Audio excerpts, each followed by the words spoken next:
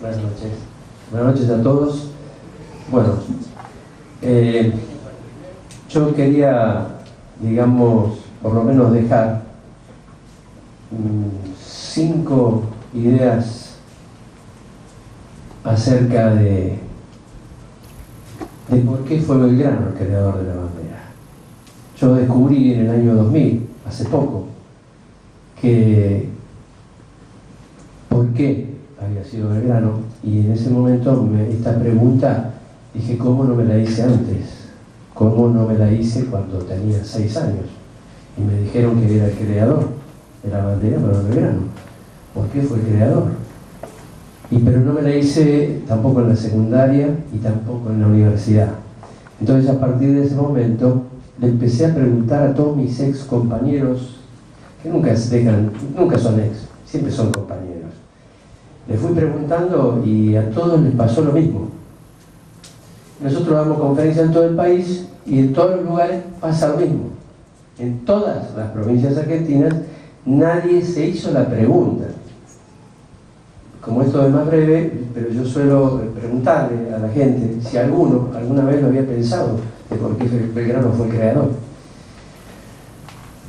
Bueno, entonces decía que 5 puntos que más o menos nos lleven a explicar o a pensar si podemos desarrollarlo en otra oportunidad de por qué Belgrano fue el creador. El primero de ellos, vendrían a ser 5 etapas de su vida.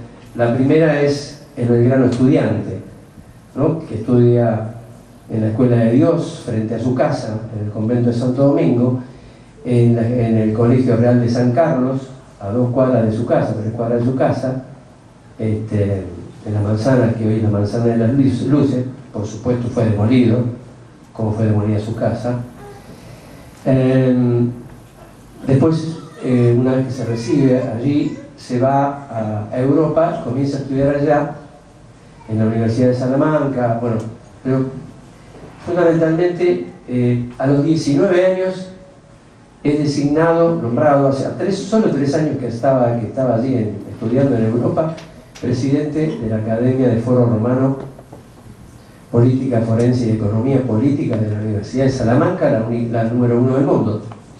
Esto le da a Belgrano la posibilidad al año siguiente de presentarse con este título al Papa Pío VI para pedirle los libros prohibidos en función de este título que tenía, de este cargo que tenía en la Universidad de Salamanca, cosa que le es concedida por el Papa a perpetuidad. Y luego él continúa sus estudios, sobre todo se perfecciona en 5 idiomas, bueno, comienza a traducir, pero acá, digamos, se va a completar esta figura de Belgrano hasta los 23 años, que yo digo esta primera etapa, cuando él tenía estas reuniones con gente sabia, como le dice en una carta a su madre, que por tener ese tipo de reuniones él se evitaba de leer sandeces, ¿no? Una cosa que a mí me sorprendió en aquel momento, porque dije, a mí me parece que hay muchos libros que están para que uno lea sandeces y las repita, que es lo peor. Hay un sistema que, digamos, de alguna manera tiene maniatada nuestra mente. Por eso una de las conclusiones de por qué nunca nos hicimos nosotros la pregunta de por qué fue Belgrano el creador de la bandera, como si esto hubiera sido una cosa natural, simple, y que no tiene nada que ver con la historia de Belgrano, que jamás la hemos conocido en la escuela. Digo hoy, digo hace 30 años, digo hace 60 años, y sí es cierto que hay un vínculo que lo diríamos al final, que tiene que ver con la figura de Belgrano, pero que tampoco lo conoce ningún universitario argentino, entre los cuales me considero, yo no lo conocía tampoco este hecho. ¿Qué teníamos que deberle a Belgrano nosotros con respecto de la universidad pública? Bueno, entonces viene, como decía, esta primera etapa. La segunda etapa va a estar enmarcada por la designación del rey de España, Carlos IV, que el 6 de diciembre de 1793, cuando tiene 23 años, lo designa secretario a perpetuidad del Consulado de Buenos Aires. Pero hay un dato interesante: el Consulado de Buenos Aires no existía. No existía. Lo nombra secretario de Perspectiva, no existía.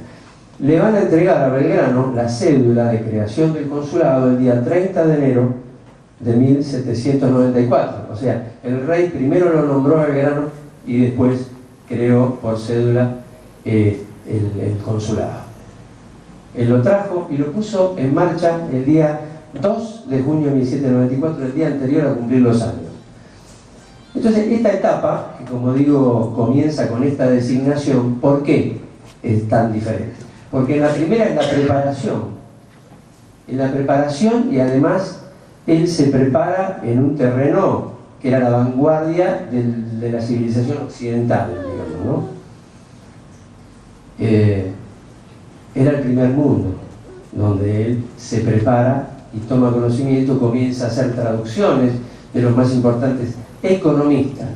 Belgrano sobresale fundamentalmente como economista. Esa cosa que se suele decir también muy poco y diría nada. Pero va a decir Joaquín B. González al final del siglo, ese siglo, del siglo XIX en realidad, que no hay una obra y un plan de gobierno tan del nivel que desarrolló Manuel Belgrano del consulado, ¿no? Va a ser el creador de las primeras, por ejemplo, la siembra de cáñamo y lino. Ya estoy dentro de la segunda etapa, estamos hablando del Belgrano con secretario perpetuo del consulado, que esto uno dice cáñamo y lino. Claro, a partir de ese momento en las provincias a las que él vino a darle felicidad, como lo dice el primer día que asume, esto permitió que las velas y los cabos de los barcos, no había avión, no había auto, había caballo nomás, como medio de locomoción, y botes o barcos. Y bueno, nosotros no teníamos capacidad de hacerlo, por eso crea la escuela de náutica, pero a la vez crea esta nueva materia prima que nos permite, dentro de las provincias, elaborar, hacer una elaboración que nos permita a nosotros, en lugar de importar, hacer las velas y los cabos. Con lo cual, con la madera que posee nuestro país, o mejor dicho, las provincias, como él siempre lo llamó, nunca habló de país, el país de él era América del Sur. Bueno, por ejemplo, crea desde allí la escuela de mujeres, la de comercio, la de dibujo, que en realidad uno dice de escuela de dibujo, pero ahí se aprendía materias como arquitectura. Y además Belgrano le va a dar una gran importancia a la matemática, lo voy a decir en uno de sus mensajes.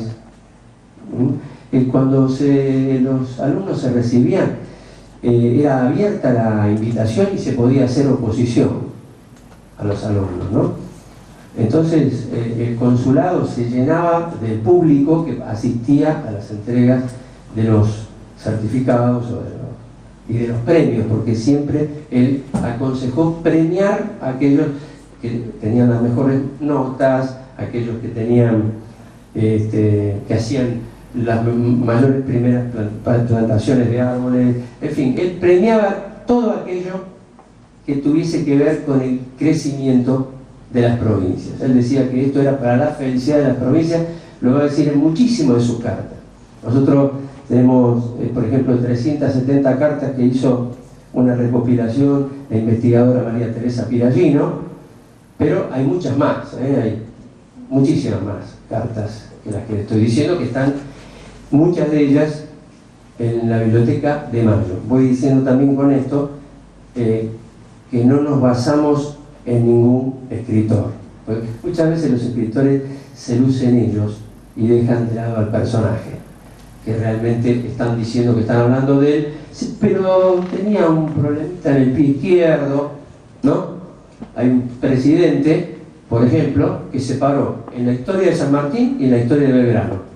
Entonces él era más que San Martín y que Belgrano, porque él sabía en qué se había equivocado Belgrano, en su opinión, pero esto es lo que después o hoy conocemos lamentablemente como la historia oficial, que estas cosas de estas cosas jamás habló, ni en la primaria, ni en la secundaria, ni en la universidad, y hoy tampoco. Es el mismo que ocultó, por ejemplo, el nacimiento del hijo, pero eso viene después, ¿no? De los hijos de Belgrano. Es el mismo que lo ocultó porque lo conocía. Lo había combatido para él en la batalla, en el combate de San Gregorio, lo habían tenido preso y engrillado en Flores, sitiado justamente este mismo personaje Mitre. Pero no sabía que existía cuando hizo la historia. Entonces, decía yo, la segunda etapa es en el consulado. Yo digo, hay algo muy importante que se produce en 1806 y 1807, que es una batalla que nunca tuvo nombre, que siempre se rota que habrá sido, que se le impuso esto. ¿Y por qué menciono especialmente, aunque se lo merece, aunque no tuviese que ver con el tema, pero sí tiene que ver? Allí combatieron Belgrano y sus amigos, sus compañeros, los fundadores de la patria, los fundadores del movimiento revolucionario, que el 25 de mayo lo que pasó es que pegó la gran flecha que tenían, pegó en el almanaque el 25 de mayo, pero ellos venían preparándola hacía mucho tiempo. Y ahí viene una partecita muy breve, que yo les voy a decir, siempre se habla en la Junta, en la primera Junta, se habla de no lo voy a mencionar para que no, si no tengo que extenderme, no vale la pena, en dos sectores había la Junta. Así, casualmente los dos sectores nunca pertenecieron al movimiento revolucionario. Los dos sectores en que se dice en todos los libros, menos algunos que saben que es mentira, justamente esos dos sectores nunca pertenecieron a la revolución. Miren qué interesante, miren qué trabajo inteligente que hace la historia oficial para encapsular nuestras mentes, ¿no? Porque resulta que uno entró el 18 de mayo cuando lo fueron a buscar a San Isidro, porque antes se le había negado a Belgrano, porque Belgrano le hablaba uno por uno. Lo hacía también Rodríguez Peña, no le vamos a quitar ningún mérito porque se merece estar en el gran lugar de la patria, a Nicolás Rodríguez Peña, pero también a Juan Hipólito Vieites y a Juan José Castelli. No lo nombra nadie. El primer periodista criollo, Juan Hipólito Vieites, creador del primer periódico criollo. Nadie lo nombra. No aparece en ningún lado. Pero fue el primero. Yo les digo, esto de la Biblioteca de Mayo es interesante porque ahí son todos los documentos oficiales. No hay que ir a ningún libro a buscarlo. Está ahí. Y cuando uno ve y dice, a ver, el primero, la Gaceta. No, la Gaceta no era un periódico de ningún periodista. ¿No? No, lo creó la Junta, no la creó nadie en persona. Sí, está casi calcado palabras de Belgrano.